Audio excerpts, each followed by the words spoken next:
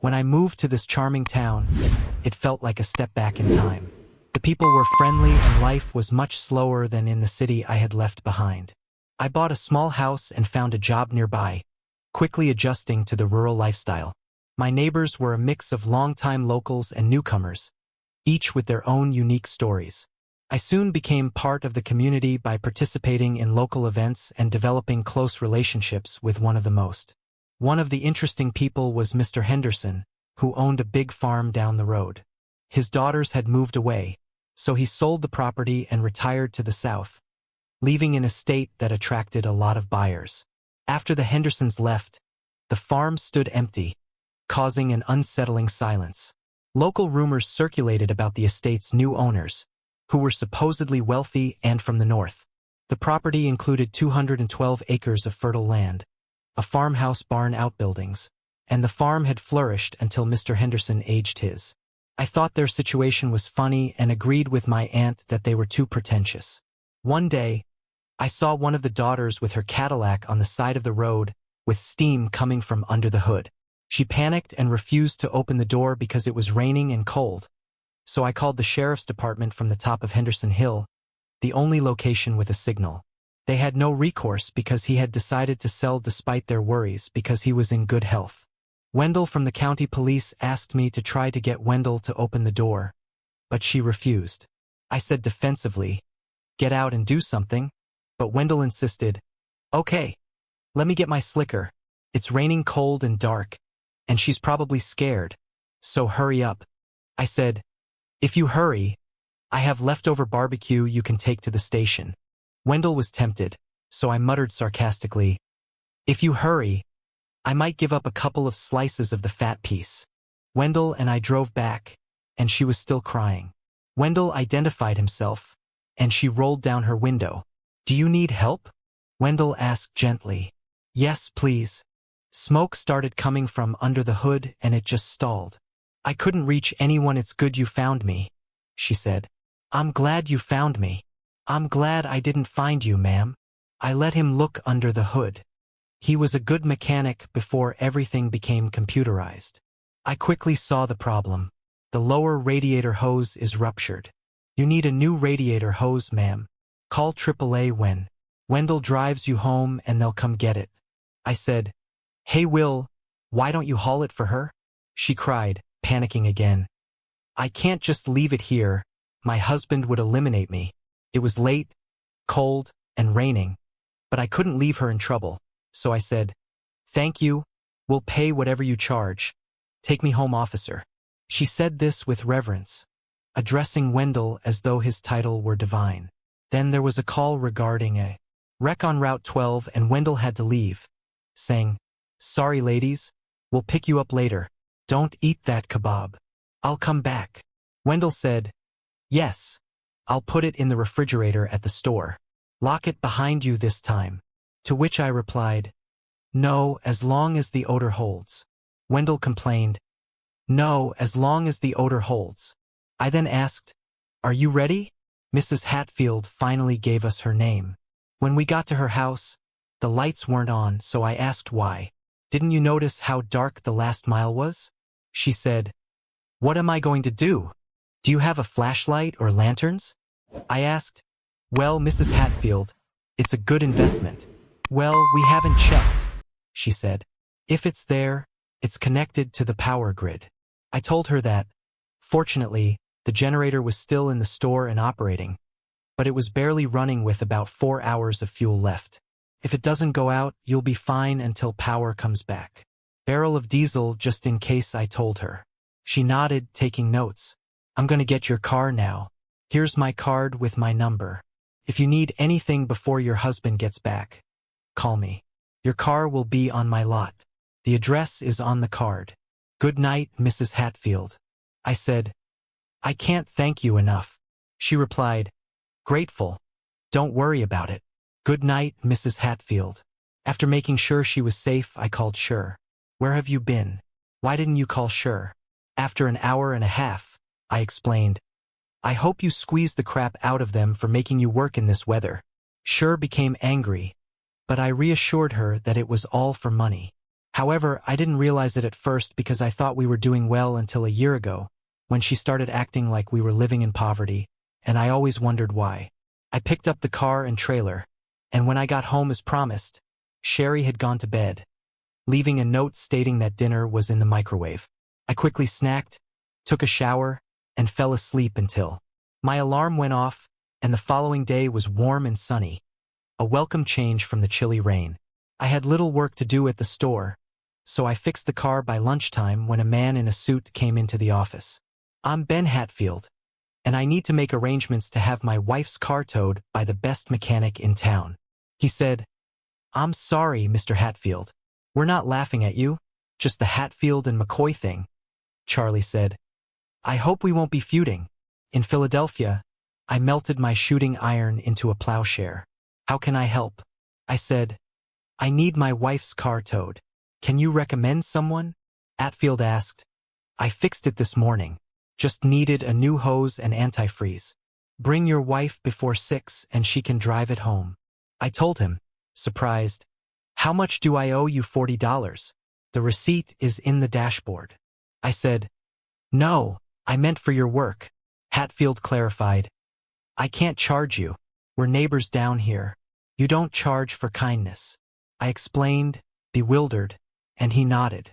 When he returned later with his wife, who appeared younger and more attractive than I had anticipated, she thanked me repeatedly until I told her to stop calling me Angie, our neighbors. She held up her hand and I introduced Myra and Charlie, who expressed a keen interest in our equipment in the Circus Tent Castle, which is a popular venue for weddings. Sherry was agitated once more, wanting a new car like our neighbor's Cadillac or Chevrolet Impala, which she insisted on getting years ago was no longer satisfactory. I reminded her that we couldn't trade it in for years, and that this thing is almost worn out with miles. "He's a lawyer, so your car is fine, but if you disagree, buy it yourself without my name on the paperwork." I had her credit figured out.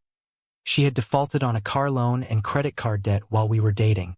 I helped with the car, but I wouldn't pay off her credit card debt. When my parents moved to California to live with my sisters, I made her sign a prenuptial agreement to keep my house and business separate from community property. Sure assumed we formalized the transfer, but all the paperwork was ready just in case I started my business by doing subcontract work for builders because I was tired of driving miles for equipment. I don't think credit cards are a trap and a waste, but you have two right. Yes, I use American Express for business when necessary, and the other twice a year to keep it active. Own company, I paid my parents back in the 4th year, and I was proud of my achievements and didn't want to lose them. I met Sherry at a contractor's Christmas party because I was bored and decided to go. Sherry was there with someone else, but we danced, and something clicked as I was leaving. The hostess gave me Sherry's number, which I planned to call, but I got busy.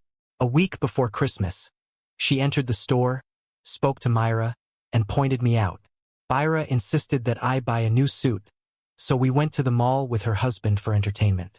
After trying 8 suits, she declared that we had found the one, and then came the shirt, tie, socks, and shoes.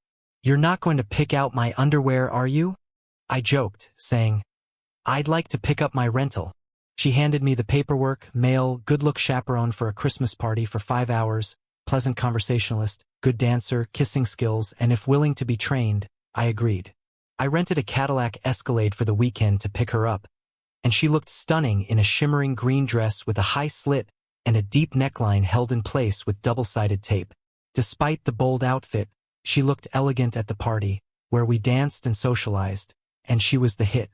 "If you want to feel as good as you look, please remind me to fire you sometime only if my severance package includes costume modeling. If you promise to cut your hair tomorrow, maybe we can go home." As we made our way back to the table, she hugged me tightly and nibbled on my ear at every stoplight. We kissed until cars honked before leaving her house, steaming up the windows. After a few minutes, she asked me in for coffee. I sat on the couch while she changed. She was cautious, but she handled it well. During a slow dance, she grabbed my hand and left an overly touchy partner standing there. "No more slow dancing with anyone but you," she whispered as we made our way home. "Let's say months and put my mattress to the test." After hours, I left only to get breakfast because the Escalade didn't move for 2 days. After 2 months, we moved in together. She said to get out of the dress completely, and I was speechless. She became nervous when I didn't say anything. Here's the thing, I really like you. Normally, I'd send you home tonight after a dozen dates, then have a big night with candles, music, maybe whipped cream and chocolate. We planned to spend a few years together before starting a family, but she became more demanding and materialistic about a year ago. She decided we needed a new house even though ours had 4 bedrooms, so she maxed out a credit card and stopped talking to me for days after I paid it off and cut her off. She still made a respectable living, but she remained broke.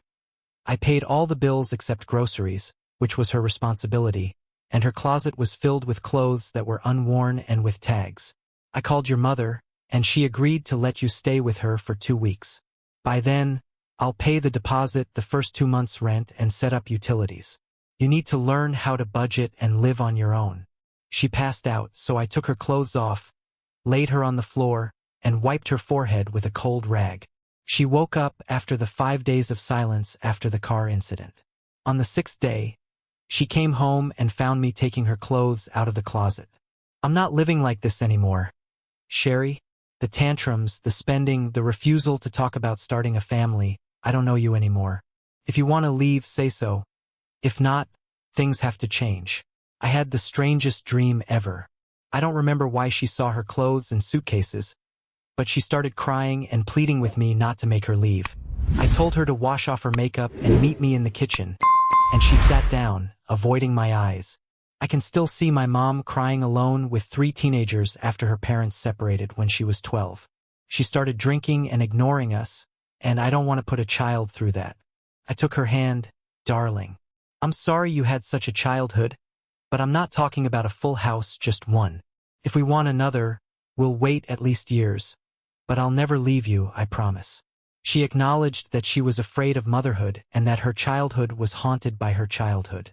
I thought she wanted a new car, but she said no, she had another plan. She was buying furniture for the nursery and I was going to paint it. What did you just say? She smiled the smile women have when they know they've turned your world upside down. We're going to have a son in a few months, so the nursery needs to be cleaned. After 3 weeks, we stopped spending and opened a savings account. 3 months later, she showed me the balance and I was amazed. I never cried in her presence, but she told me in my office, straight from the doctor, that she had stopped taking her pills to surprise me, and it worked. When I started crying, it scared her. Did I make a mistake? I thought that's what you wanted. If she didn't finish before I kissed her, Myra noticed something was wrong. When we came out later, you two looked like someone had slapped you, and you both enjoyed it. Myra, can you keep a secret? She nodded, but I knew she would tell everyone that we were expecting a boy in a few months, and that we wanted to surprise my mom. She muttered an acknowledgement and took out her phone. I turned to her and said, I hope you've already told your mom, and she smiled. I checked in here before I arrived, and by tonight at lunch, everyone in town would know. When we got back, a banner congratulating Willure was hanging over the counter. The pregnancy was challenging after 7. Sherry spent months on bed rest after her mother moved in to assist with labor, which lasted 17 hours before a C-section was performed. Sherry told me she would never do it again, and I agreed. Before she left the hospital, William Bryan Sanford, who weighed nearly 9 pounds and had a full head of black hair like me, had her tubes tied. The nurse warned that it might change color, but it never did. Being a parent is indescribably beautiful and terrifying. Even after they are grown, your entire world revolves around them. Sure didn't adjust to motherhood as I had anticipated. She loved Billy but gave him to me as soon as I got home, calling it baby recovery time. I loved holding him and talking about our future together, but he never cried with me, which irritated Sherry. I took 2 weeks off after Billy was born, and when I returned to work, there was a new sign for Sanford & Son Equipment Rentals, no junk. Myra and Charlie, who were crying and smiling, came to me. My screensaver displayed a slideshow of Billy, Sherry, and me together, and my friendship with the Hatfields grew over time. One day, Angie wanted to rent a tractor for her garden, but I refused to let her because she didn't know how to operate it. Angie asked, perplexed, "Tractors can be dangerous if you don't know what you're doing, and I don't want that on my conscience in addition to the fact that you have everything you need, Mr. Henderson's Yanmar is ideal for your garden. To which I replied, I know. The battery is probably dead. So she'd find someone else if I didn't help. Tomorrow is Saturday, so I'll come by and take a look at it. I said, oh, I couldn't take you away from your family. But Angie objected, so I told her that they would be with me. On Saturday, I took Sherry and Billy to Angie's house, where she CD Billy for an hour while holding him. Sherry was annoyed that Billy was crying, but he stopped when Angie picked him up. I plugged the charger into the tractor while Bennett and I searched for a garden plot. Are you sure you want her to ride the tractor? Bennett said, I'm worried, but she's determined. Please keep an eye on her and guide her. We spoke while Angie and Sherry prepared sandwiches and potato salad, ate, and talked about her plans for her garden. After that, we went to the barn for Angie's first tractor lesson. I showed her the brakes, throttle, hydraulics, and gears. Keep in mind that a tractor won't stall like a car. Release the clutch and it moves starting in high gear, lifting the front end. If you're on a slope, you could flip, so always use a collapsible bar and seat belt for safety. Drive in low gear while I walked next to her and gave her instructions. She then tried the rotary plow and the hydraulic three-point hitch. Always start with equipment attached, so if you hit a steep slope, the equipment will prevent you from flipping. I told her to make a few passes with the plow while smiling while Bennett took pictures. I parked the tractor and took out the key, and the battery is dead. A friend will install the seat belts and crossbar on Tuesday, so wait until then to drive it. When Angie eagerly asked next Saturday, I warned, show you how to use and change the equipment. I said, we left after hugs and handshakes. On the way home, Sherry was agitated. She remarked, good for them, they deserve it. She mentioned a trust fund and still owns a house up north from her grandmother. Later, I saw Sherry looking up the value of the paintings she had seen. She was correct. Some of them were worth thousands of dollars. She returned to work because she loved her job and we didn't need her income as much. But she would go crazy staying at home all day. We enjoyed teaching Angie how to operate the tractor that day, but Ben wasn't as excited. She planted her garden and purchased a small cultivator, crying when she harvested her first string beans. She continued to grow the garden in spite of my warnings, leaving early and returning home late. I need something to do and have a lot to write about on my blog. She started a popular blog called Going Country about her experiences in the country, which was funny and occasionally serious. I appeared in some photos and videos as her spiritual guide. Angie wanted to be as organic as possible, so I introduced her to a friend with horses who gave her manure for her garden in exchange for cleaning stalls. She called her work outfit her crap uniform on the blog, which included a picture of her wearing gloves, boots, and abandon. She cleaned 3 stalls twice a week, and her compost pile grew. Sherry joined me less frequently. I learned a lot about manure crop rotation and organic pesticides, so I took Billy with me. He's my husband and soulmate, and I couldn't imagine being without him. Sometimes when I hold Billy, I think about what I'm missing, and then he dirties his diaper, and I'm eager to give him back to his parents. Angie spent as much time with him as she did gardening. As we grew closer, I asked if she ever wanted children, and she said that she did. We got tested, and it turned out that B is infertile because of something from his youth. We discussed adoption, but it wasn't comfortable, so I dropped the topic. Handed Billy to me as if he were toxic waste. Later, Ben joined us in the shade. Will I need a favor? My new partners and I are organizing a meeting, and I want to set up an old Southern barbecue here. If you can cook for me, I'll pay you. This is a business meeting, and I want them to remember it. I hadn't cooked professionally in years, so I missed it. I agreed to help Ben and Angie, who were relieved. We'll need tents, chairs, tables, and other supplies. Angie will organize. Thank goodness 3 weeks isn't long to prepare. Angie met with us every day to organize. I asked her first question, how many people to cook for 80 confirmed, but count on 100 we don't want to run out of food? And she said, how many kids? I asked, but she didn't have any answers from adults. I scowled. Angie saw my expression and said, what are you asking? I hesitated, but she insisted, okay. I think you're sending the wrong message. Invite wives and kids. It'll make a personal connection. Find out how many kids, their ages, and Organize suitable events. A personal call will leave a greater impression than an invitation. I advised her to call Ben. Had you sent the invitations yet? Angie asked. Ben said, Good, we need to change them and get the wives' names and phone numbers. I'll explain later. She said she looked at me impressed. Have you ever considered running for office? You'd win with the kebab vote. Angie joked. No, just been to a lot of parties as you go. I smiled, and Angie handled the phones. We spoke to nearly everyone. We hired 3 local girls for. Service-wise, Myra and Charlie were helpful.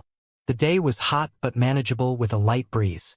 We set up the dining tent and put up fans. We prepared 2 beef briskets and pounds of pork chickens for the Jewish partners, labeling them as kosher. The side dishes included baked beans, zucchini casserole, and potato salad. The desserts were homemade cakes and brownies, and the kids had cold watermelon. I was tired, but it was worth it because the kids showed up. We set up a small marquee with 2 kegs in an open bar, but it wasn't opened until an hour after the meal. Senior partners made sure everyone knew excessive drinking was frowned upon. Kids ran around playing on the equipment and game we provided. Angie and Ben were excellent hosts, moving from group to group while the men talked business and the women talked about their men with soft furniture. Everyone socialized for an hour during the self-serve setup, which kept the atmosphere informal to maintain the family theme. The senior partner thanked everyone for coming, praised Angie and Ben for organizing, and thanked Sher and me for hosting. He surprised everyone by keeping it brief. That's all I have to say. It's been so much fun. I won't ruin it. We have food left, so take some.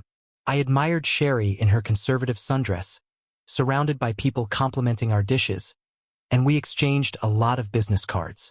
Near the end, we gathered everyone in a dining tent for a brief speech. I set up a small PA system. Also, the ice cream is ready, so let's all have a piece. He left to a standing ovation. We had ice cream machines with chocolate, banana, pineapple, blueberry, and vanilla flavors. Both adults and children had ice cream headaches from eating too quickly. Angie's garden tours were well-liked. She picked ripe tomatoes and beans to share, and we chilled some watermelons for dessert. The kids had a great time, and Sherry almost suffered a stroke when Angie gave her the check. Ben didn't pay the bill because it was a corporate event, but there was another check for a 25% bonus, along with a note from the senior partner thanking us. I took the premium check, shared it with Charlie, Myra, and the kids we hired, and gave the rest to Sherry because she deserved it. Ben's firm practiced business law, and soon after, I started receiving calls for more parties. The demand was so high that we registered as a separate business, and Sherry quit her job to take over as manager. She was good at it, and all of the rentals came from us, so I promoted Myra to rental manager, and she hired her. Sherry started dressing better and occasionally had evening meetings with clients, which helped her boss who had been laid off. At the end of the day, we made enough money to buy her a cat. Saturdays were always busy with events or meetings, and Sherry handled the meetings and planning while I coordinated the staff, food, and equipment. Everything went well except for the fact that she was now the boss at work and home. It's your fault, you'll get over it. I thought this was a partnership, so I firmly said, I'm more interested in a husband-wife partnership. Choose what's more important, business or for us. She shouted, I'm more interested in a husband-wife partnership. Choose what's more important, business or for us. I ignored her and went to Billy, who had woken up from her yelling. I followed through on my threat the following month when she had a late meeting on a Sunday, and I refused to. She waved a white handkerchief in truce while I was feeding Billy on Sunday. When I said, no, her eyes widened, and I said, I want complete surrender, meet my conditions or it's over. No negotiations. I said, I lifted Billy. I'm going to visit Ben and Angie. We'll be back in an hour. Billy loved Angie, and she frequently babysat him. One of his first words was Angie, and she cried when he said it. He was learning to walk and would run to her as soon as I set him down. Ben wanted to ask about a small race car in one of the barns. Mr. Henderson loved racing and sponsored the car, but the engine blew. Could it be fixed? Ben said no, but it could be rebuilt. Why would you want to do that? I asked. I'm a huge NASCAR fan, and I've always wanted to drive a race car. so this would be perfect. Ben explained how Angie feels about it. Shek was hesitant but willing to watch one race, so I asked her if she thought it was safe. Ben replied that injuries are possible, but they are uncommon. He was in the lead, but he started losing speed and pulled into the pits. He had been fighting the flu and was weakened by the heat, so we got him out and gave him fluids. I reassured him that we rebuilt the car, that Ben took lessons from older racers, and that he began racing every Friday night at the local dirt track. Sherry and I made up, and one night we went to watch him. It was noisy and dirty, but Ben was enjoying it. Charlie and a few neighborhood kids were his pit crew. Charlie said, "You know he can have a substitute if Hune's sick." Looking at me, "It won't work, Charlie. The cage is built for his size and I won't fit." Charlie insisted that we both look at Angie. "Oh no, I don't know anything about racing," Angie protested. "You don't need to race, just shift gears, stay behind the group, and stay out of the way. He'll get credit for finishing and save points." "Do it, honey," Charlie said. "I want that trophy." The first few laps were quiet, and the other racers knew to leave her alone except for one who was behind Ben in points and wanted to knock her out to improve his position. On the next lap, he collided with her, frightening Angie, and we heard her yelling into the headset, "What the hell is he doing?" She stared at him and asked, "Give me a helmet, please." But I told her not to say anything if I crashed. "Stay low, keep a steady speed, and they'll leave you alone." She yelled, "He's trying to knock you out next time he jumps at you. Hit the brakes, then the gas. He'll run over you but won't have enough speed to do serious damage. He might get tangled in traffic in loose positions." I told her to do it perfectly, and when he flew toward her, she broke, and as soon as he touched her bumper, she took off, getting tangled in a pile-up. She won the lap, but he caught up again and slammed her into the wall. The caution alarm went off, and she pitted, looking at the crumpled fender. "Can you fix it?" she asked. Pulled it out, but there wasn't time because she was so excited. She said, "I'm going to run this guy into the wall." So she ripped it off and got me back in.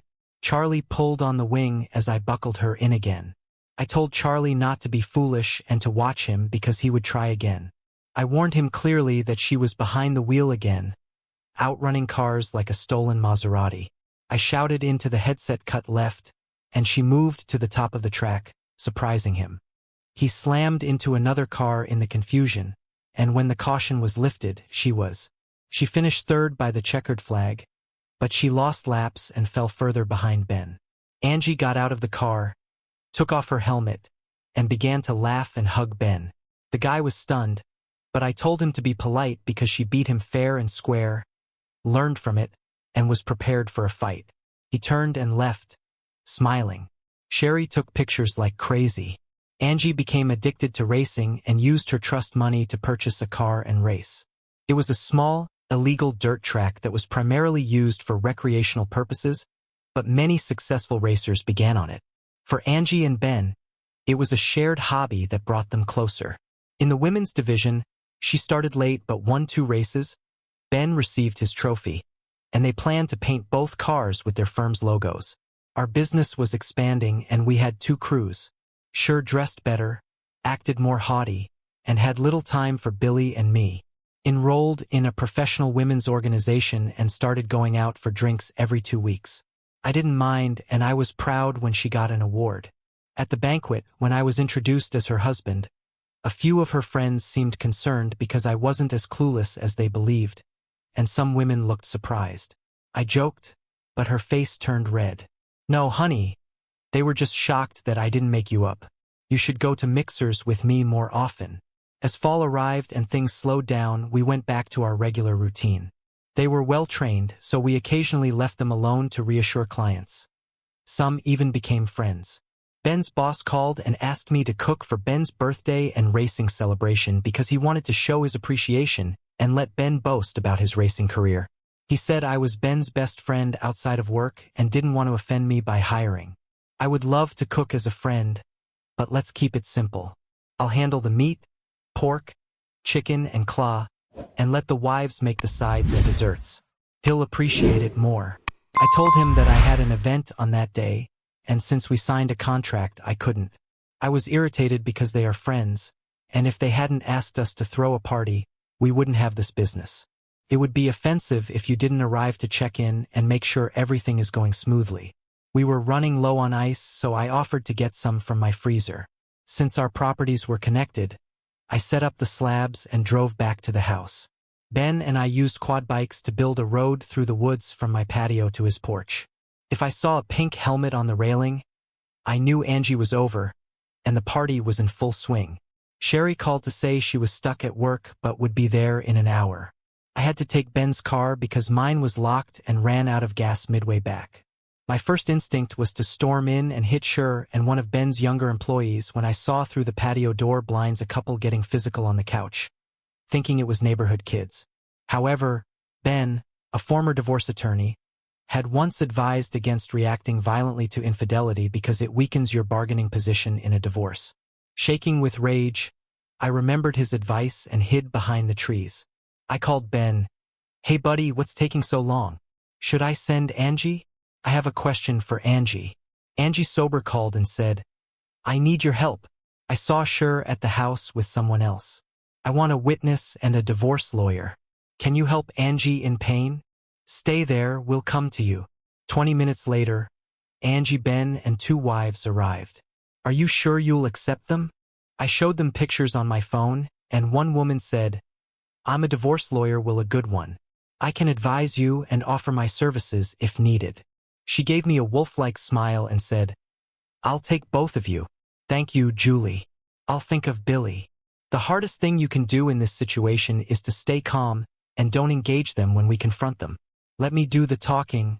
Control yourself will give you an advantage. But if he attacks you in front of lawyers, defend yourself. Ben picked up the phone. "They're almost here." They set up the whole thing. The senior partner pulled into my driveway for the promised ice. The others waited. When she didn't open the door, he gave us a key. "Come on, boys. I don't like being in someone else's house when he's not here." Sherry and her lover were gathering clothes when they heard the door open, so he ran out to the deck to hide in the dark. When I turned on the light, the look on his face was priceless. And for cell phones clicked as he stood holding his pants, shorts, and shoes. We were outside avoiding the light from the patio door when we heard a knock. We were on the porch when she screamed and fled. The senior partner held up his hand, and at 9 a.m., he was in my office without saying anything. On Monday, he used all of his power and left. Ben and Angie sat beside me, holding my hands, and Julie handed me her card, instructing me to report to her office at 2 p.m. On Monday, she gave me a hug, and we went back to the party. Since everyone had left early, I couldn't sleep, so I spent the night in their guest room with Billy. I realized that I hadn't considered how to keep him safe. So Angie picked him up early and told my mother-in-law that I was having too much fun. Angie let Billy eat breakfast, which made her face smear with syrup, which made me smile. When she took him to clean up, Ben said we'd talk when we put him to bed. In the afternoon, we held our first strategy. I didn't see Sherry, but when we met, Angie got right to the point of the divorce. She said, "Yes, I see it. Now we stopped sharing dreams. I'm a country boy, my roots are here," she said. "And I want custody.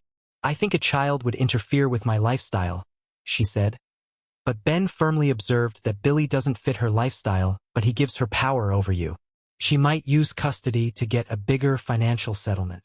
She was there for 6 days when I got home, and when she saw my eyes, she backed away and said, "Please just let me get my stuff and see Billy. Please, just for a little while. Then I'll leave quietly. You can even take my car keys." I let her play with Billy, who had been ignoring her so much that he seemed bored, and she asked for her keys to open the trunk and asked if I would help her with her clothes. I followed her to the car, and when it started, I grabbed the keys and threw them into the driveway, and she screamed as Billy screamed, "He's mine, and you can't keep him," and she cursed without realizing until she saw Angie filming with her iPhone. Angie then drove over on her four-wheeler to check on me and make sure I was okay. Sherry left, saying, "If you want to visit Billy, get court permission now. Get out before I call the police." I had more to say, but Billy was my top priority. Sherry left, still screaming, and Angie recorded everything she said. The following day, Julie had the tape, and filed for an injunction until Sherry underwent a psychiatric evaluation. She was living with her new lover, who was fired for the affair. They used polite language, but the message was clear. He took a lower-paying job at another company. I sent a letter to our customers telling them that I was leaving the company but would still fulfill any contracts that remained. After that, Sherry took over and I thought about leaving, but Julie told me not to because you have a good reputation and you might want to return to this later. It also gives Sherry money, which could be helpful. Julie froze most of our accounts by agreement, allowing money only for payroll and supplies profits after my obligations went into an account controlled by Sherry. It was the fairest arrangement possible. Sherry struggled until Julie and her lawyer persuaded her to accept the deal. She wanted the house, but it was still in my parents' name. She also wanted the party equipment, but it was rented from my company as per the prenuptial agreement. Sherry got the party in the catering business, giving me a fourth of the profits, but I refused her lawyer, who was the fifth lover she had dated in 18 months. All of them were slick city types, mostly without money, and I couldn't say anything without saying, "Got 'em, cow." Sherry also got full custody of Billy with broad visitation rights. No men were allowed around Billy, and she had to follow strict rules. Angie and Ben became my anchors, helping me deal with my grief and anger.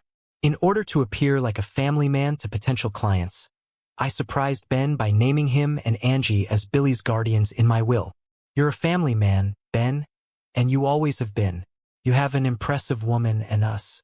I had never seen a male lawyer cry. Mom babysat Billy with the understanding that if she helped Sherry break the custody agreement, all contact with him would end. Angie, with Ben's consent, became like a surrogate mother. Ben even had a picture of Billy and Angie on his desk. It was heartwarming. I dated a few women, but none of them were long-term partners. Angie insisted that Billy needed a mother, and he has one. When I find the right woman, I'll marry her right away. I nearly found a match in the senior partner's daughter, a recently divorced lawyer who moved to town. Her father asked me to take her to a banquet. "If it's okay with you," she's gorgeous, barely foot tall, blonde, and fair-skinned. Her personality was charming. "Redneck, do you bite?" I asked seriously, and Ben and her parents laughed, setting the tone for the evening. It was a prestigious charity event, and Rhonda talked nonstop, later admitting that it was a nervous trait. Her response made Ben sip his coffee through his nose, and Angie giggled. Sophie was a great partner. She danced twice with her father and once with Ben. The rest of the time, they were with me while we waited by the door. "It's nice to see you, Bandstand Sure. Let me introduce you to my escort, Robert Morgan. You may recognize him from his father, Ben Wilson Morgan, the founder of Morgan Bank." I stared at her. She appeared frail and had put on weight. Her escort didn't seem interested in talking, and Sophie joined us. Sophie kissed my cheek. "Do you miss me, love? I want you to be upset all night." "Oh, I'm sorry. Who are your friends?" Angie laughed. When I introduced Robert to Sophie Williams of the firm Williams Roberts Howe in Hatfield, I left them stunned as we danced away. I whispered, "Angie told you who she was, didn't she?" Sophie cuddled closer. "Yes, and some history, don't worry. I think they're having a rough time now." "Where are my manners, Sophie? This is Robert Morgan of the Morgan banking family, and this is Sherry Blankenship," I said, dropping my name from hers. She pulled me into a passionate kiss after we finished dancing. Did she see it? Give me a minute for the blood to return to my brain. "Thank you, you're welcome. My pleasure." Later, Robert asked Sophie to dance, and Sure asked me to do it just for the sake of old time. I would love to, but I promised my lover all the dances, so I'm sorry, Sherry. Maybe next time. They were stunned. Angie stifled a laugh, and they left without saying anything. I looked at Sophie and was relieved that you're not staying here permanently. She looked hurt, so why say that We would constantly be fighting off men, so I would fight to keep them away from you, and you would fight to keep me away. She smiled. "What makes you think I'll resist?" And we spent every free moment together. Angie wouldn't let Billy go, so we spent the weekend together. Sophie was the best lover I'd ever had, despite her diminutive size. She never told me how old she was, but I assumed she was in her, and she showed me photos of her daughter who looked like my ex. In order to pass the time, I opened a barbecue restaurant. Myra did well with rentals, so I left her alone. Restaurants are time-consuming and risky, but I was successful. I bought 4 food trucks and sent them to neighboring towns days a week. They were successful, and I didn't have anyone permanent in my life. I had given up looking for tragedy when Billy was 9 years old. 4-wheeler through the woods, and when I got home, she would ride with him, wave at me, and walk home. She would also feed him a snack, check his schoolwork, and on rare occasions he would stay overnight with her. One day he called me and said, "Come soon, Daddy. Angie is crying on the floor and I can't get her up." I hurried over to her, who was lying there sobbing and unresponsive. I was about to call emergency when Ben's boss called. "Will I need you to check on Angie?" Ben had a heart attack and passed away instantly. He was my best friend in Angie's life, and I nearly dropped my phone when I found him in his office. He wanted cremation and to scatter his ashes around the farm, which is the only place I ever felt at home. He wrote that incredible people came to the funeral, including his clients, racetrack friends, and firm members. Cher hugged Angie and sat during visitation with Billy on her lap, with Cher's mother sitting next to her. They had bonded over Billy and were very close. After the funeral, friends and family left us to grieve Billy. Sarah, Sherry's mom, and I stayed with Angie for 2 weeks.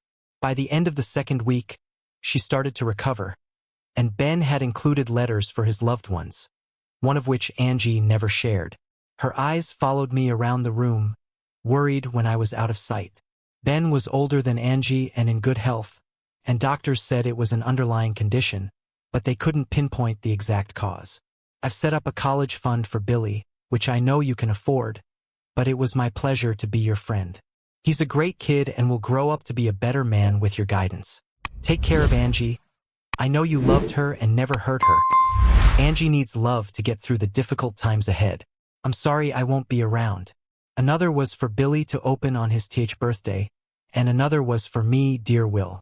If you're reading this, it means I'm leaving. Thank you for your friendship, dear Will. I can't stay here.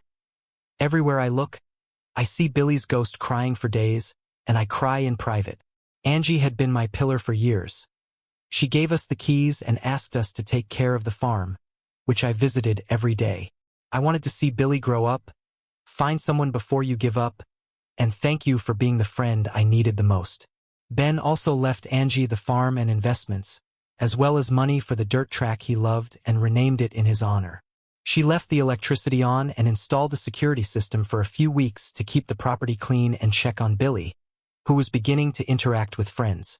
Our house became a gathering place for his friends, so I made sure to get to know them and their parents and invited them over frequently. I dated a few of the divorced mothers, but nothing major, and my business flourished.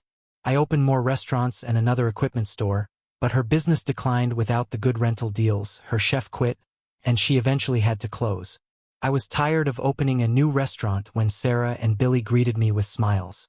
I asked, looking down to check my fly, "We have a visitor coming in."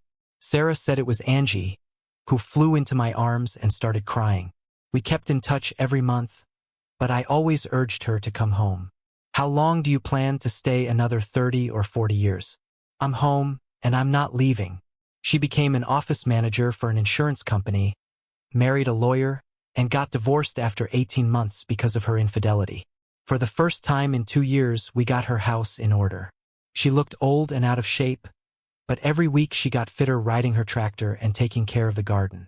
Her youth returned, and Sarah moved into a nursing home with a 1-bedroom apartment near her home. One day, she was moved to a larger apartment, and I was shocked when I asked her to send me all of her bills. "I want to see stars instead of smog. I want to see you and Billy every day. Myra, the guys from the driving range are my true friends." She cried on my shoulder, protested, but I persisted and kept funding her checking account on a regular basis. I told her that you've always been there for Billy, and that he needs a bigger apartment so that he can spend weekends with you. At the end of the conversation, we ate together every night, and Billy spent time with his friends at my house or hers. 3 months later, Angie and I began dating, going to concerts, movies, and even dancing a little. She also went to Ben's old firm and left in tears, making sure to invite. She insisted that we were just old friends, But as we sat on the porch swing watching Billy and his friends ride four-wheelers, everything fell into place. It was cold, so we wrapped a light blanket around ourselves. I stopped swaying and looked into her eyes, saying, "Marry me. What, marry me? I've loved you for years, you love me, but you won't admit it. Let's stop playing musical houses and settle down."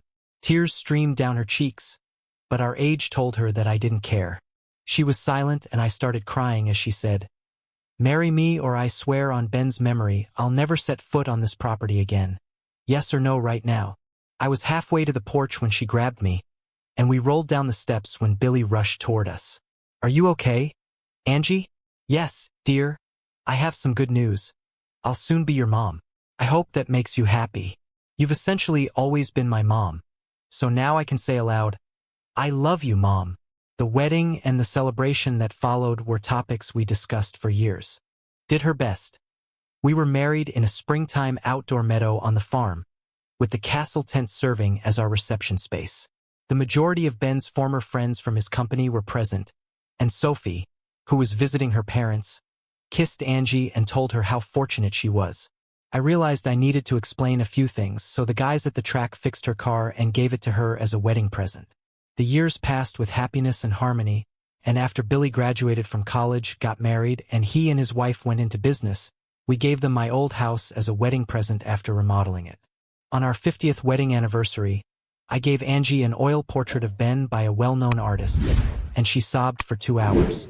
We then hung the portrait over the fireplace, which looked solemn, and even though my eyes aren't as good as they used to be in the evening with the fire burning and Angie playing with our youngest granddaughter, I swear he's smiling.